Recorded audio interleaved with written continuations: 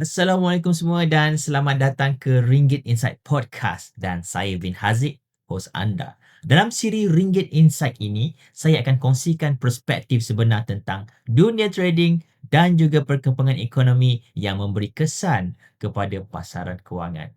Jika anda ingin memahami bagaimana market bergerak dan bagaimana risiko boleh diurus dengan lebih baik, siri ini memang sesuai untuk anda. Baik, dalam episod pertama ini saya nak bincangkan satu perkara yang sangat penting dalam dunia trading. Kenapa sebenarnya ramai orang yang rugi dalam market? Kalau kita lihatlah kebanyakan social media sekarang ni, kita lihat trading ni nampak sangat menarik dan senang je kan? Ramai orang kongsikan screenshot profit. Ada yang cerita profit dalam masa yang sangat-sangat singkat. Dalam masa beberapa minit sahaja pun sudah menjadi ratusan mahupun ribuan ringgit. Jadi, terlalu ramai yang fikir trading ini sebagai salah satu tempat cara yang sangat senang untuk buat duit. Tetapi tuan-puan, realitinya apabila seseorang itu masuk ke dalam trading, dia benar-benar involve dalam market, barulah mereka sedar bahawa trading ni sebenarnya taklah semudah yang kita sangka. Market ini bukan sekadar tempat untuk kita nak tekan buy or sell.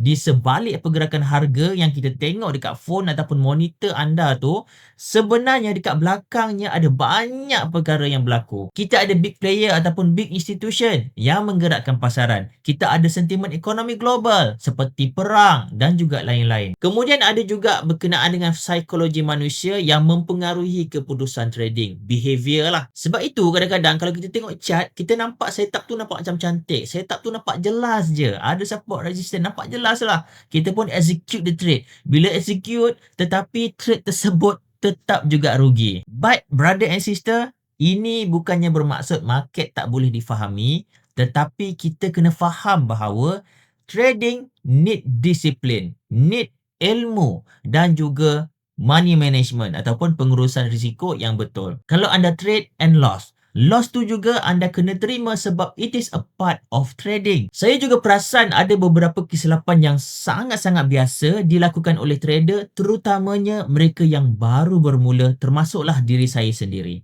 Yang mana kesilapan pertama adalah terlalu kerap masuk ke dalam market.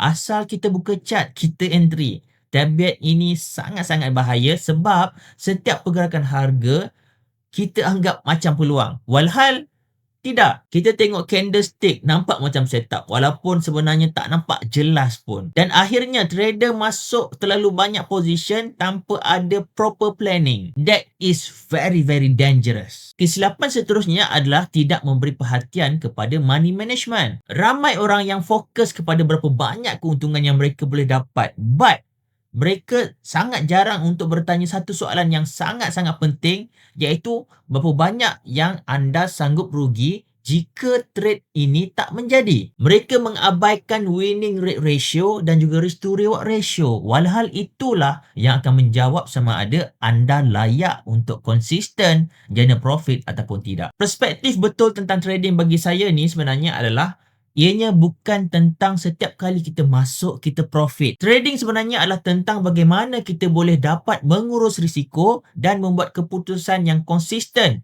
dalam jangka masa yang panjang. Untuk jadi seorang trader yang baik, bukanlah seorang trader yang tak pernah rugi, tetapi seorang trader yang tahu macam mana dia nak mengawal kerugian dia dan dia boleh buat keuntungan jadi semakin berkembang. So that's why dalam siri Ringgit Insight ini, saya akan cuba kongsikan perspektif yang lebih jelas tentang bagaimana market sebenarnya bergerak. Siri ini saya akan buat bukan sekadar teori, tetapi juga pengalaman dan pemerhatian sebenar dalam dunia trading. Video akan datang, saya akan buat satu topik khas yang mana saya akan bincangkan topik yang sangat berkait dengan perkara ini, iaitu tentang psikologi trading. Kerana dalam banyak keadaan, masalah sebenar seorang trader bukannya pada market, tetapi cara kita membuat keputusan trading. Anyway, jika anda ingin membaca lebih banyak analisis dan perspektif tentang market, anda juga boleh layari laman website saya di www.ringgitinsight.my. Di situ saya akan kongsikan artikel berkenaan dengan trading, outlook pasaran dan juga perkara-perkara yang memberi kesan kepada financial market. Jika info ini bermanfaat, jangan lupa untuk tekan butang follow ataupun subscribe. Saya jumpa anda dalam episod seterusnya di siri podcast Ringgit Insight.